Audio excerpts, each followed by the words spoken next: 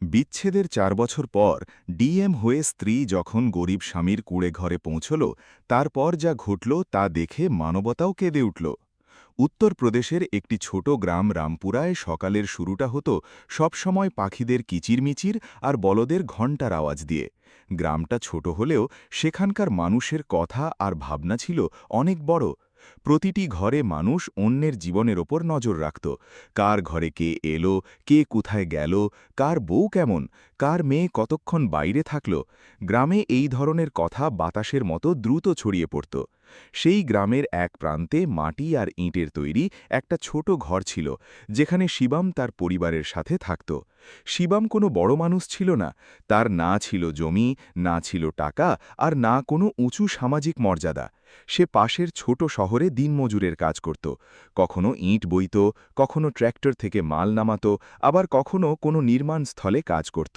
সারা দিন ঘাম ঝরানোর পর যে মজুরি পেত তা দিয়েই ঘর চলত। তার মুখে সবসময় ক্লান্তির ছাপ থাকত, কিন্তু চোখে ছিল সততা। গ্রামের মানুষ বলতো যে শিবম গরিব ঠিকই, কিন্তু সে মনের দিক থেকে খুব ভালো মানুষ। তার সবথেকে বড় বৈশিষ্ট্য এটাই ছিল যে সে তার পরিবারকে খুব ভালোবাসত, বিশেষ করে তার স্ত্রী শিল্পাকে। শিল্পা এই গ্রামের বাকি মেয়েদের মতো ছিল না। সে শিক্ষিত ছিল, বুদ্ধিমান ছিল, এবং তার চোখে বড় বড় স্বপ্ন ছিল। বিয়ের আগে সে শহরের কলেজ থেকে স্নাতক করেছিল। তার বাবা চাইতেন সে আরও পড়াশোনা করুক, কিন্তু ঘরের অবস্থা ভালো না হওয়ায় তার বিয়ে দিয়ে দেওয়া হয়েছিল। যখন শিল্পার বিয়ে শিবমের সাথে হল, তখন গ্রামবাসী নানা রকম কথা বলেছিল। লোকে বলতো, এত শিক্ষিত মেয়ে এই গরিবের ঘরে কিভাবে থাকবে। কেউ বলতো, বেশি শিক্ষিত মেয়ে ঘর সামলাতে পারে না। কিন্তু বিয়ের পর শিল্পা সবার মুখ বন্ধ করে দিয়েছিল। সে খুব ভোরে ঘুম থেকে উঠত, ঘরের কাজ করত, শাশুড়িকে সাহায্য করত, আর তারপর গ্রামের বাচ্চাদের টিউশনি পড়াত। তার পড়ানোর ধরন এত ভালো ছিল যে ধীরে ধীরে আশেপাশের গ্রাম থেকেও বাচ্চারা আসতে শুরু করল। বাচ্চারা তাকে খুব পছন্দ করত, কারণ সে বকাঝকা করার বদলে খুব ভালোবেসে বোঝাত। টিউশন পড়ানোর উচিলায় তার নিজের পড়াশোনাও চলতে থাকত। বই তার কাছে শুধু কাগজ ছিল না, বরং একটা স্বপ্ন ছিল। সে যখনই সময় পেত পুরনো বই খুলে পড়তে বসত। কখনো খবরের কাগজ পড়ত, কখনো জেনারেল নলেজের বই। তার চোখে সব সময় একটা আলাদা উজ্জ্বলতা দেখা যেত। শিবম অনেক সময় কাজ থেকে ফিরে তাকে পড়তে দেখে হাসত। তার ভালো লাগত যে তার স্ত্রী অন্য সবার থেকে আলাদা। শুরুতে ঘরে সব ঠিকই ছিল, কিন্তু প্রত্যেক ঘরের খুশি কিছু মানুষের চোখে সহ্য হয় না। শিবমের বড় বৌদি কমলা আর তার ছোট বোন রেনুর শিল্পার পড়াশোনা একদমই পছন্দ ছিল না। কমলা সব সময় খোঁটা দিত। সে নিজে খুব একটা শিক্ষিত ছিল না, তাই শিল্পাকে দেখে তার মনে হিংসে হতো। যখন গ্রামের মহিলারা শিল্পার প্রশংসা করত, তখন কমলার মুখ ভার হয়ে যেত। সে মনে মনে ভাবত যে এই মেয়ে যদি এগিয়ে যায় তবে ঘরে তার সম্মান বেড়ে যাবে। রেনুও তার বড় বৌদির কথায় সায় দিত। দুজনে প্রায়ই রান্নাঘরে বসে শিল্পার বিরুদ্ধে কথা বলত। কমলা বলতো, দেখে নিও, একদিন এই মেয়ে শহর পালিয়ে যাবে। এত পড়াশোনা করা বউরা ঘর সামলায় না। রেনুও হাসতে হাসতে বলতো, দাদা তো বেচারা খুব সহজ সরল, উনি কিছুই বোঝেন না। শুরুতে শিবম এসব কথায় কান দিত না। তার নিজের স্ত্রীর ওপর ভরসা ছিল। কিন্তু মানুষ যতই ভালো হোক না কেন, যদি তার কানে রোজ বিষ ঢালা হয়, তবে ধীরে ধীরে তার প্রভাব পড়তেই থাকে।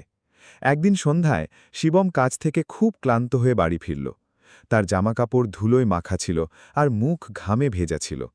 ঘরের বাইরে বাচ্চাদের ভিড় লেগেছিল। শিল্পা বাচ্চাদের পড়াচ্ছিল, তার হাতে বই ছিল, আর সে খুব আত্মবিশ্বাসের সাথে বাচ্চাদের বোঝাচ্ছিল। শিবম দরজায় দাঁড়িয়ে তাকে দেখতে লাগল। সেই মুহূর্তে তার চোখে গর্ব ছিল। পড়া শেষ হবার পর বাচ্চারা চলে গেল। শিল্পা জল নিয়ে শিবমের কাছে এলো। সে হাসি মুখে জিজ্ঞেস করল, খুব ক্লান্ত হয়ে গেছ না? শিবম জল খেতে খেতে বলল, ক্লান্তি তো থাকেই, কিন্তু তোমাকে এভাবে পড়াতে দেখে ভালো লাগে। শিল্পা কিছু মুহূর্ত চুপ করে থাকল, তারপর ধীরে ধীরে বলল, একটা কথা বলবো? শিবম তার দিকে তাকাল। শিল্পার চোখে সেদিন অন্যরকম এক আভা ছিল। সে বলল, আমি আরও পড়াশোনা করতে চাই শিবম। আমি ইউপিএসসি পরীক্ষার প্রস্তুতি নিতে চাই। আমার বিশ্বাস আমি পারব।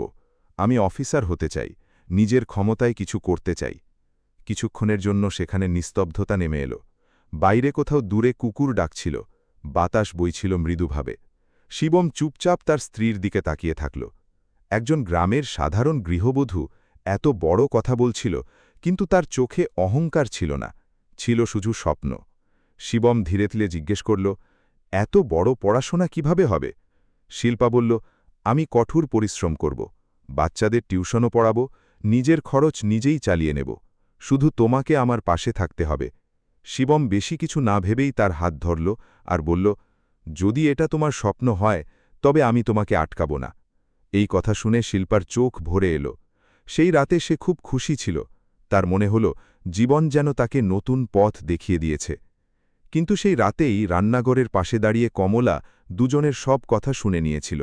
তার মুখে এক অদ্ভুত হাসি ফুটে উঠল। পরের দিন থেকে ঘরের পরিবেশ ধীরে ধীরে বদলাতে শুরু করল।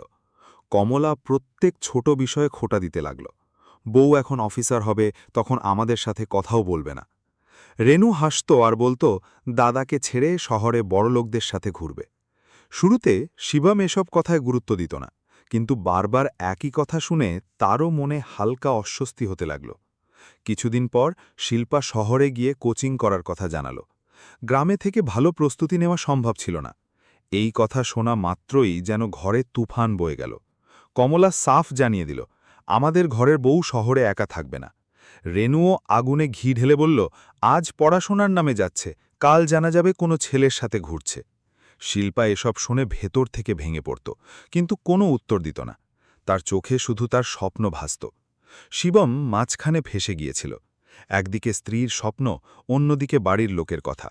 অনেক রাত পর্যন্ত সে ঠিকমতো ঘুমাতে পারত না। অবশেষে একদিন সে সিদ্ধান্ত নিল। সে শিল্পাকে বলল, যদি তোমার মনে হয় তুমি পারবে তবে যাও, আমি সব সামলে নেব। শিল্পার চোখে আনন্দ আর জল দুই চলে এলো। সে প্রথমবার অনুভব করল যে পৃথিবী বিপক্ষে গেলেও তার স্বামী তার সাথে আছে। গ্রাম ছেড়ে শহরে যাওয়ার দিন শিল্পা খুব আবেগপ্রবণ হয়ে পড়েছিল। বাসস্ট্যান্ডে দাঁড়িয়ে সে বারবার পেছনে ফিরে শিবামকে দেখছিল। শিবাম তার বইয়ের ব্যাগটা বাসে তুলে দিল আর পকেট থেকে কিছু দুমড়ানো মুচড়ানো নোট বের করে শিল্পার হাতে দিল। ওটা ছিল তার অনেক দিনের জমানো মজুরি। শিবাম হাসি মুখে বলল, কম আছে, কিন্তু এখন এইটুকুই আছে। শিল্পা কেঁদে ফেলল। সে বলল, একদিন আমি সব বদলে দেব। বাস ধীরে ধীরে এগোতে লাগল। শিবাম রাস্তায় দাঁড়িয়ে বাসটাকে দূরে চলে যেতে দেখতে থাকল।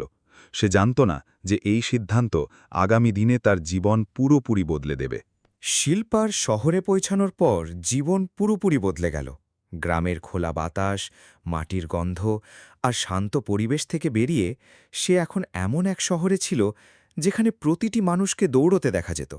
বাস থেকে নামার পর চারিদিকে গাড়ির হর্ন আর কোলাহল, ভিড় আর জোরালো শব্দ তার কানে প্রতিধ্বনিত হতে লাগল। তার হাতে একটা ছোট্ট ব্যাগ ছিল, যাতে কিছু বই আর জামাকাপড় ছিল। মনে ভয়ও ছিল, আবার আশাও। সে প্রথমবার এত বড় শহরে একা এসেছিল। শিবম তার এক পুরনো পরিচিতের মাধ্যমে তার থাকার জন্য একটা ছোট ঘর খুঁজে দিয়েছিল। ঘরটা শহরের একটা সরু গলির মধ্যে ছিল, যেখানে ছোটখাটো ভাড়াটিয়েরা থাকত। ঘরের দেওয়ালে ড্যাম্প ছিল, পাখা শব্দ করত, আর জানালাটা এত ছোট ছিল যে রোদও ঠিকমতো ভেতরে আসত না। কিন্তু শিল্পার জন্য সেই ঘরটা কোনো প্রাসাদের চেয়ে কম ছিল না, কারণ সেখান থেকেই তার স্বপ্নের শুরু হওয়ার কথা ছিল। প্রথম দিন সে ঘর পরিষ্কার করল, বইগুলো গুছিয়ে রাখল, আর গভীর রাত পর্যন্ত ছাদের দিকে তাকিয়ে ভাবতে লাগল যে সত্যিই কি সে একদিন অফিসার হতে পারবে। ঠিক পরের মুহূর্তেই তার শিবমের মুখটা মনে পড়ল, যে কোনো কিছু না ভেবেই তার পাশে দাঁড়িয়েছিল। সেই ভাবনাই তার ভেতরে নতুন শক্তি জুগিয়ে দিল। পরের দিন থেকে তার জীবন একটা যন্ত্রের মতো চলতে লাগল। সকালে তাড়াতাড়ি ওঠা, নিজের খাবার নিজে বানানো, কোচিং যাওয়া, লাইব্রেরিতে ঘণ্টার পর ঘণ্টা বসে থাকা, আর রাত জেগে পড়াশোনা করা। সে নিজেকে পুরোপুরি পড়াশোনার মধ্যে ডুবিয়ে দিয়েছিল। কোচিংয়ে বাকি ছাত্ররা বড় বড় শহর থেকে এসেছিল। অনেকে ইংরেজিতে তুখোর ছিল, অনেকে বড়লোক ঘরের ছিল। শুরুতে শিল্পার খুব ভয় লাগত। তার মনে হতো যে সে গ্রামের সাধারণ মেয়ে এই মানুষগুলোর মাঝে কিভাবে টিকে থাকবে। কিন্তু ধীরে ধীরে তার কঠোর পরিশ্রম সবার ওপর ভারী হয়ে উঠতে লাগল। ক্লাসে যখনই কোনো কঠিন প্রশ্ন করা হতো, অনেক সময় শিল্পাই তার উত্তর দিয়ে দিত। শিক্ষকরাও তার প্রশংসা করতে শুরু করেছিলেন। অন্যদিকে গ্রামে শিবমের জীবন আগের চেয়ে অনেক বেশি কঠিন হয়ে উঠেছিল। এখন তাকে শুধু নিজের ঘর চালাতে হতো না, বরং শহরে থাকা শিল্পার খরচও বহন করতে হতো।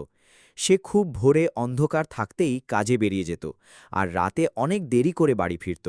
অনেক সময় তার খাবার খাওয়ার মতো সময়ও থাকত না। মজুরি করে যে টাকা পেত তার বেশিরভাগটাই সে শিল্পাকে পাঠিয়ে দিত। নিজে পুরনো জামা কাপড় পরত, কিন্তু শিল্পার বইয়ের কোনো অভাব হতে দিত না। শুরুতে দুজনের মধ্যে প্রতি রাতে ফোনে কথা হতো। শিল্পা তাকে সারাদিনের কথা জানাত, নতুন বন্ধু, পড়াশোনা আর নিজের স্বপ্নের কথা বলত। শিবম চুপচাপ তার কথা শুনত। তার ভালো লাগত যে তার স্ত্রী খুশি আছে। কিন্তু ধীরে ধীরে বাড়ির লোকেদের বিষ প্রভাব ফেলতে শুরু করল। কমলা আর রেণু এখন খোলামুখী শিবমের মনে সন্দেহ তৈরি করতে শুরু করেছিল। একদিন কমলা খাবার বাড়তে বাড়তে বলল, সারাদিন না জানি কার সাথে থাকে শহরে, এত রাত পর্যন্ত পড়াশোনা আবার কে করে? শিবম বিরক্ত হয়ে বলল, বৌদি, এসব কথা বলো না। কিন্তু কমলা সেখানেই থামল না। সে বলল, তুমি বুঝবে না শিবম, শহরে গিয়ে মানুষ বদলে যায়, আজ ফোন করছে, কাল বন্ধ করে দেবে। রেণুও বলে উঠল, গ্রামের কোন মেয়ে একা শহরে গিয়ে থাকে, লোকে হাসাহাসি করছে। শিবম ওপর থেকে যতই শক্ত হওয়ার চেষ্টা করত, কিন্তু ভেতরে কোথাও না কোথাও ভয় দানা বাঁধতে শুরু করেছিল। রাতে যখন সে শিল্পার সাথে কথা বলত, তখন তার গলায় আর আগের মতো উষ্ণতা থাকত না। এক রাতে শিল্পা খুব খুশি ছিল। সে ফোনে জানালো যে তার টেস্ট সিরিজে পুরো ব্যাচের মধ্যে প্রথম স্থান হয়েছে। সে আশা করেছিল যে শিবম খুশি হবে, কিন্তু অন্য প্রান্ত থেকে হালকা আওয়াজ এলো, ভালো। শিল্পা বুঝে গেল যে কিছু একটা পাল্টাচ্ছে। সে জিজ্ঞেস করল, কি হয়েছে? শিবম বলল, কিছু না। কিন্তু কথা সেখানেই শেষ হল না। পরের কয়েকদিনে তাদের মধ্যে ছোটখাটো বিষয়ে ঝগড়া হতে শুরু করল। শিল্পা যদি ফোন দেরি করে ধরত, তবে শিবম অস্থির হয়ে উঠত। সে যদি কোনো ছেলের নাম নিত, তবে শিবমের মুখ ভার হয়ে যেত।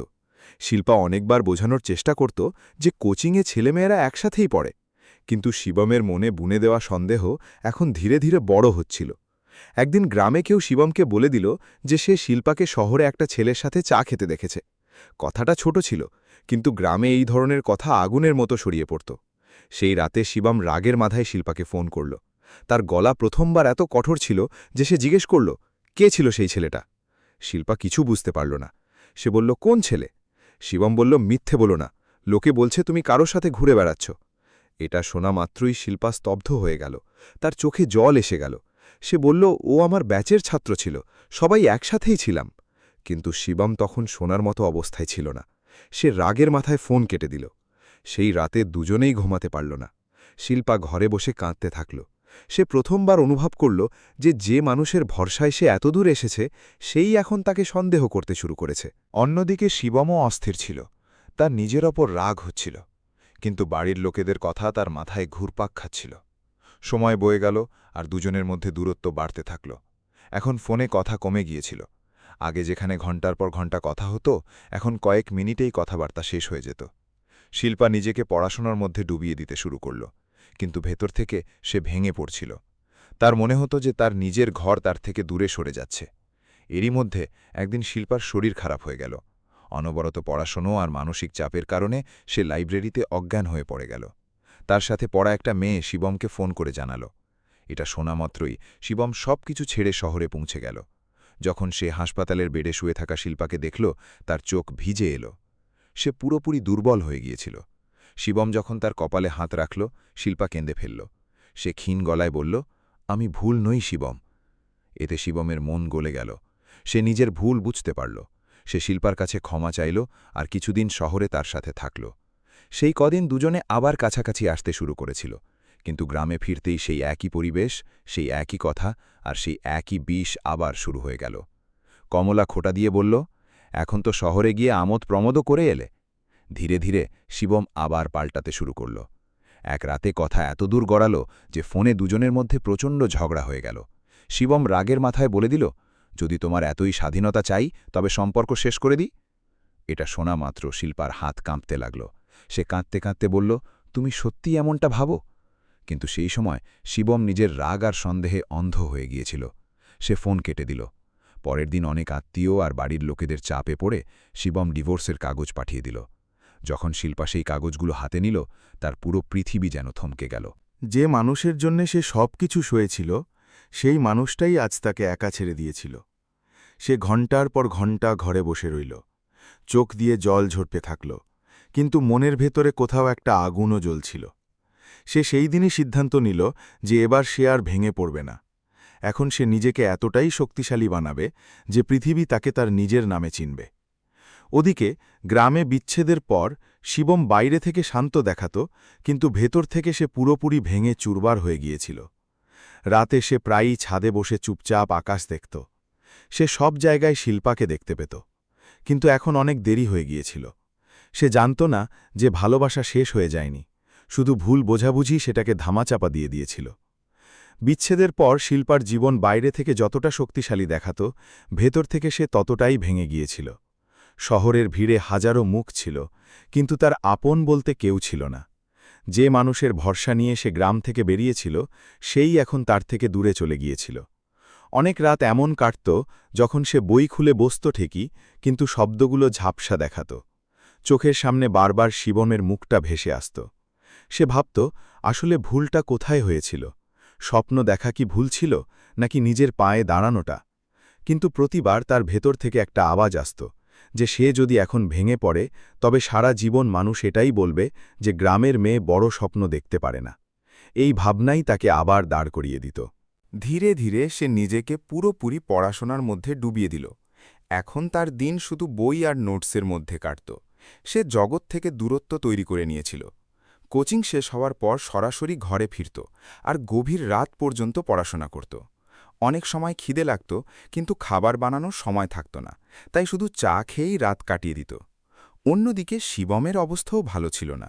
বিচ্ছেদের পর গ্রামবাসীরা যদিও তার সামনে তার পুরুষত্বের প্রশংসা করেছিল, কিন্তু ভেতর থেকে সে নিজেকে দোষী মনে করতে শুরু করেছিল। রাতে যখন সে খালি ঘরে যেত, তখন প্রতিটি জিনিসে সে শিল্পাকে দেখতে পেত। সেই পুরনো বইগুলো, সেই স্টিলের গ্লাসটা যাতে শিল্পা চা খেত, এমনকি আঙিনার সেই কোণটা যেখানে বসে সে বাচ্চাদের পড়াত, সব কিছু তাকে ভেতর থেকে কুড়ে কুড়ে খেত। কিন্তু সবথেকে বেশি কষ্ট তার তখন হতো যখন গ্রামবাসীরা শিল্পার সম্পর্কে উল্টোপাল্টা কথা বলত। আগে সে চুপ থাকত, কিন্তু এখন তার রাগ হতে শুরু করেছিল। একদিন মোড়ের মাথায় মানুষ শিল্পার নামে খারাপ কথা বলছিল। শিবম প্রথমবার সবার সামনে রাগের মাথায় বলল, তার সম্পর্কে একটা শব্দ ভুল বলবে না, সে যেমনই হোক পরিশ্রমী আর সৎ। এটা শুনে মানুষ চুপ হয়ে গেল, কিন্তু শিবমের মন আরও ভারী হয়ে উঠল। সে বুঝে গিয়েছিল যে ভুল শিল্পার ছিল না, বরং সে নিজেই অন্যদের কথায় এসে গিয়েছিল। কিন্তু এখন সে আর ফিরে যেতে পারত না। এরই মাঝে শিল্পা প্রথমবার ইউপিএসসির প্রিলিমস পরীক্ষা দিল। পরীক্ষার দিন তার হাত কাঁপছিল। সেন্টারের বাইরে হাজারো ছাত্র ছিল, সবার চোখে স্বপ্ন ছিল। যখন সে পরীক্ষা হলে বসল, তখন শিবমের বলা কথা মনে পড়ে গেল, যদি তোমার স্বপ্ন হয় তবে আমি তোমাকে আটকাব না। এটাই মনে করে সে প্রশ্নপত্র সমাধান করতে শুরু করল। পরীক্ষা শেষ হওয়ার পর যখন সে বাইরে এলো, তখন তার মুখে আত্মবিশ্বাস ছিল। কিছু মাস পর রেজাল্ট এলো আর শিল্পা প্রিলিমস পাশ করে নিল। সেই দিন সে অনেকক্ষণ ধরে কাঁদছিল। তার মনে হলো যেন তার পরিশ্রম সার্থক হচ্ছে। কিন্তু খুশির মাঝে সে সবথেকে বেশি যে মানুষের কথা মনে করল, সে হল শিবম। সে চেয়েও তাকে ফোন করতে পারল না। অন্যদিকে শিবমও এক গ্রামের ছেলের কাছ থেকে জানতে পারল যে শিল্পা পরীক্ষা পাশ করেছে। সেই দিন সে প্রথমবার মন্দিরে গিয়ে ভগবানের সামনে মাথা নত করল আর মনে মনে বলল, ওকে সফল করে দিও। ধীরে ধীরে সময় এগিয়ে গেল। এখন শিল্পা মেন্স পরীক্ষার প্রস্তুতিতে লেগে গেল। এই সফর আগের থেকে অনেক বেশি কঠিন ছিল। দিনরাতের পরিশ্রম, চাপ আর একাকিত্ব তাকে দুর্বল করতে লাগল। অনেক সময় তার মনে হতো যে এখন আর তাকে দিয়ে হবে না, কিন্তু তারপর সে নিজেকে সামলে নিত। এরই মাঝে তার ঘরের ভাড়া বেড়ে গেল, টাকার অভাব হতে লাগল। সে নিজের কিছু গয়না বিক্রি করে দিল, কিন্তু কারোর কাছে সাহায্য চাইল না। সে জানত না যে প্রতি মাসে তার ব্যাঙ্ক অ্যাকাউন্টে যে মেইনটেনেন্সের টাকা আসছিল, তার পেছনে শিবম নিজের জীবন বাজি রাখছিল।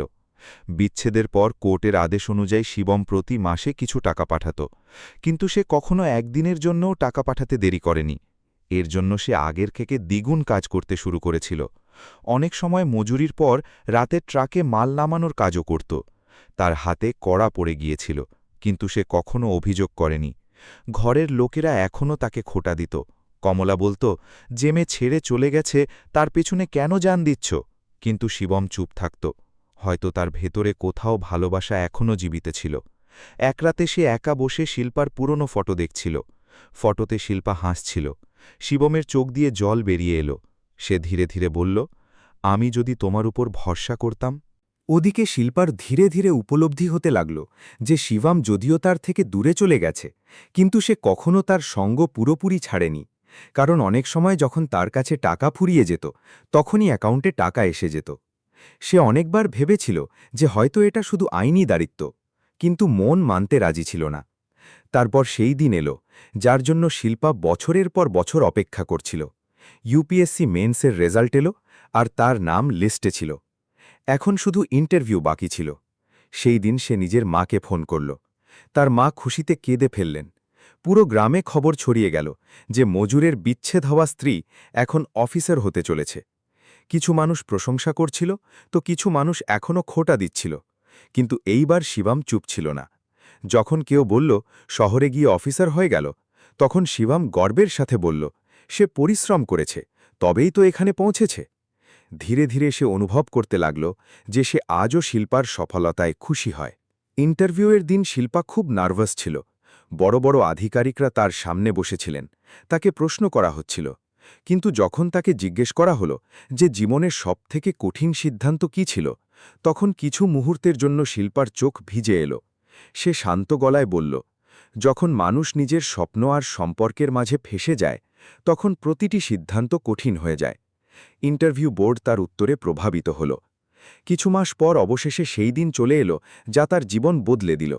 সকাল সকাল রেজাল্ট এলো। শিল্পা কাঁপতে থাকা হাতে ওয়েবসাইট খুলল। কিছু সেকেন্ড পর তার চোখ দিয়ে জল ঝরতে লাগল। সে ইউপিএসসি ক্লিয়ার করে নিয়েছিল। সে অফিসার হয়ে গিয়েছিল। সেই মুহূর্তে তার মনে হল যেন তার বছরের পর বছর ধরে করা পরিশ্রম, কষ্ট আর একাকিত্ব সব সফল হয়েছে। কিন্তু সেই খুশির মাঝেও মনের কোনো এক কোণে একটা শূন্যতা ছিল। তার মনে পড়ল যে যদি সেই দিন শিবম তার পাশে না দাঁড়াত, তবে হয়তো সে এখানে কখনো পৌঁছতে পারত না। গ্রামে যখন এই খবর পৌঁছল, তখন চারদিকে চর্চা হতে লাগল। মানুষ তারাই ছিল যারা আগে খোঁটা দিত, কিন্তু এখন গর্বের সাথে বলে বেড়াত যে তাদের গ্রামের বউ ডিএম হয়ে গেছে। কমলা আর রেনুর মুখ ভার হয়ে গেল। অন্যদিকে শিবম সেই দিন একা নদীর তীরে বসেছিল। কেউ এসে তাকে জানালো, আরে শিবম, তোর শিল্পা তো অফিসার হয়ে গেছে। এটা শোনা মাত্রই শিবমের চোখ ভিজে এলো। সে আকাশের দিকে তাকালো আর হালকা হাসি তার মুখে ফুটে উঠল।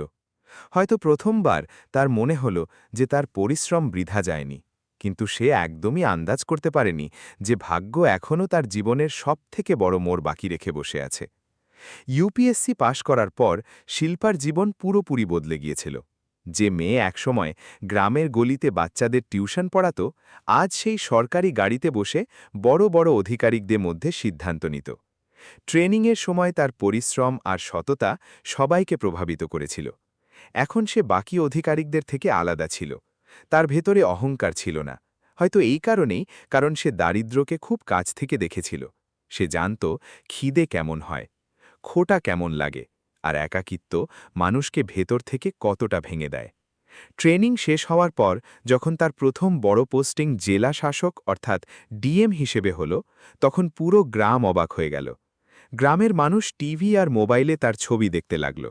সেই সব লোক যারা একসময় বলতো যে এত পড়াশুনো করে কি করবে, এখন অন্যদের বলে বেড়াত যে আমাদের গ্রামের বউ ডিএম হয়েছে। কিন্তু এই সবের মাঝে শিল্পার মন আজও পুরোপুরি শান্ত ছিল না। তার ভেতরে কোথাও না কোথাও শিবমের স্মৃতি আজও বেঁচে ছিল। সে চেয়েও তাকে ভুলতে পারেনি। অনেক রাতে সে সরকারি বাংলোর জানালার পাশে দাঁড়িয়ে দূরের অন্ধকারের দিকে তাকিয়ে থাকত। জীবনে সব কিছু হাসিল করার পরেও মনের ভেতরে এক শূন্যতা ছিল, যা সে কাউকে বলতে পারত না। ওদিকে শিবমের জীবন আগের থেকে আরও বেশি কঠিন হয়ে গিয়েছিল। সময়ের সাথে সাথে তার শরীর দুর্বল হতে লাগল। অনবরত মজুরি আর কম খাওয়ার কারণে তার মুখ শুকিয়ে গিয়েছিল। ঘরেও এখন তার বেশি সম্মান ছিল না। কমলা, রেনু আজও খোঁটা দিত, কিন্তু এখন শিবম আর উত্তর দিত না। সে আগের মতো ছিল না। তার চোখের উজ্জ্বলতা শেষ হয়ে গিয়েছিল। সে গ্রামের এক প্রান্তে একটি ছোট্ট কুঁড়েঘর বানিয়ে নিয়েছিল আর সেখানেই থাকতে শুরু করেছিল। তার ভিড় থেকে দূরে থাকা ভালো লাগতে শুরু করেছিল। সারাদিন মজুরি করত আর রাতে চুপচাপ একা বসে থাকত। কিন্তু একটা জিনিস আজও বদলায়নি। প্রতি মাসে সে শিল্পার অ্যাকাউন্টে টাকা পাঠাত। এখন শিল্পার টাকার দরকার ছিল না, কিন্তু শিবম কখনো টাকা পাঠানো বন্ধ করেনি। হয়তো তার কাছে এটা শুধু দায়িত্ব ছিল না, বরং ভালোবাসার একটা ধরন ছিল যা সে কখনো শব্দে বলতে পারেনি। একদিন জেলা কার্যালয়ে শিল্পা নিজের ক্যাবিনে বসে ফাইল দেখছিল। তখনই তার কাছে একটি বড় অভিযোগ পৌঁছালো। অভিযোগ ছিল যে জেলায় এক গ্রাম প্রধান আর কিছু বিল্ডার মিলে গরিব কৃষকদের জমি দখল করতে লেগেছে। সরকারি রেকর্ডে জাল নথিপত্র লাগানো হয়েছে, আর সেখানে একটি বড় ফ্যাক্টরি বানানোর প্রস্তুতি চলছে। অনেক গরিব পরিবারকে ধমকানো হচ্ছিল। অভিযোগ পড়তেই শিল্পার মুখ গম্ভীর হয়ে গেল। সে তখনই আধিকারিকদের বৈঠক ডাকল। যখন গ্রামের নাম সামনে এলো, তখন কিছু মুহূর্তের জন্য তার হৃৎস্পন্দন যেন থমকে গেল। সেই গ্রামটা রামপুরা ছিল, সেই গ্রাম যেখান থেকে তার জীবন শুরু হয়েছিল। কিছু সেকেন্ড সে চুপ করে বসে রইল। পুরনো দিনগুলো তার চোখের সামনে ভাসতে লাগল। মাটির ঘর, বাচ্চাদের টিউশন, শিবনের হাস্যোজ্জ্বল মুখ, সবকিছু। কিন্তু পরের মুহূর্তেই সে নিজেকে সামলে নিল আর শক্ত গলায় বলল, কাল সকালে আমি নিজেই সেখানে যাব। পরের দিন সকালে অনেকগুলো সরকারি গাড়ি রামপুরা গ্রামের দিকে এগোতে লাগল। গ্রামে খবর ছড়িয়ে গিয়েছিল যে ডিএম ম্যাডাম আসতে চলেছেন। প্রধান দেবিলালের মুখে ভয় পরিষ্কার দেখা যাচ্ছিল, কারণ সে জানত যে সে অনেক বড় খেলা খেলেছে। গ্রামবাসীরাও জড়ো হতে লাগল। যখন শিল্পার গাড়ি গ্রামে ঢুকল, তখন মানুষ দূরে দূরে দাঁড়িয়ে তাকে দেখতে লাগল। সাদা শাড়ি, চোখে চশমা আর মুখে এক কঠোর আত্মবিশ্বাস। কেউ ভাবতেও পারত না যে এই মেয়ে একসময় এই গ্রামেরই সাধারণ বউ ছিল। শিল্পা গাড়ি থেকে নামল আর চারদিকে তাকাতে লাগল। গ্রাম অনেক বদলে গিয়েছিল, কিন্তু কিছু জিনিস আজও আগের মতোই ছিল। সেই পুরনো অশ্বত্থ গাছ, সেই ভাঙা রাস্তা আর সেই মাটির গন্ধ। তার মনে এক অদ্ভুত অস্থিরতা তৈরি হতে লাগল। তদন্ত শুরু হল। সরকারি আধিকারিকরা ফাইল দেখতে লাগলেন। কিছু মানুষ বয়ান দিচ্ছিল। তখনই শিল্পার নজর দূরে একটি কুঁড়ে ঘরের ওপর পড়ল। সেই কুঁড়ে ঘরটা বাকি ঘরগুলোর থেকে আলাদা ছিল, খুব জরাজীর্ণ, যেন বছরের পর বছর কেউ সেটা মেরামত করেনি। বাইরে একটি পুরনো চারপাই পড়েছিল আর পাশে মাটির উনুন। শিল্পার নজর যেন সেখানেই আটকে গেল। সে পাশে দাঁড়িয়ে থাকা এক বৃদ্ধকে জিজ্ঞেস করল, এই কুঁড়ে ঘরে কে থাকে? বৃদ্ধ লোকটি ধীরে ধীরে বললেন, শিবম। এই নাম শোনামাত্রই শিল্পার পায়ের তলা থেকে মাটি সরে গেল।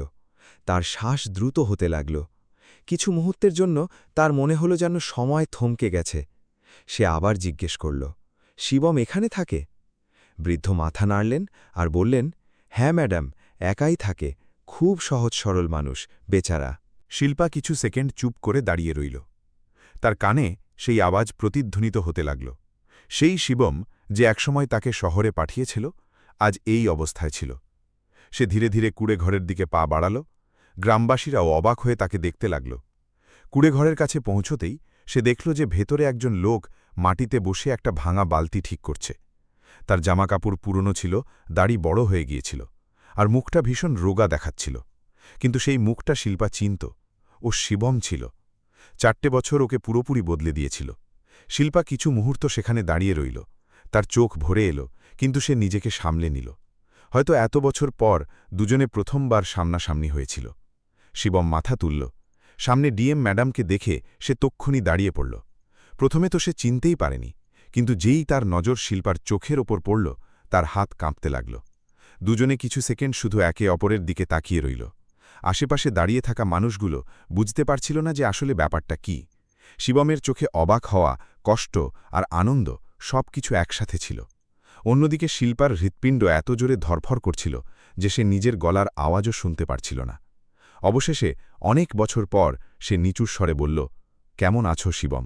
এটা সেই কণ্ঠস্বর ছিল যা শোনার জন্য শিবম না জানি কত রাত কাটিয়েছে। কিন্তু আজ যখন সেই কণ্ঠস্বর তার সামনে ছিল, তখন তার কাছে কোনো শব্দ ছিল না।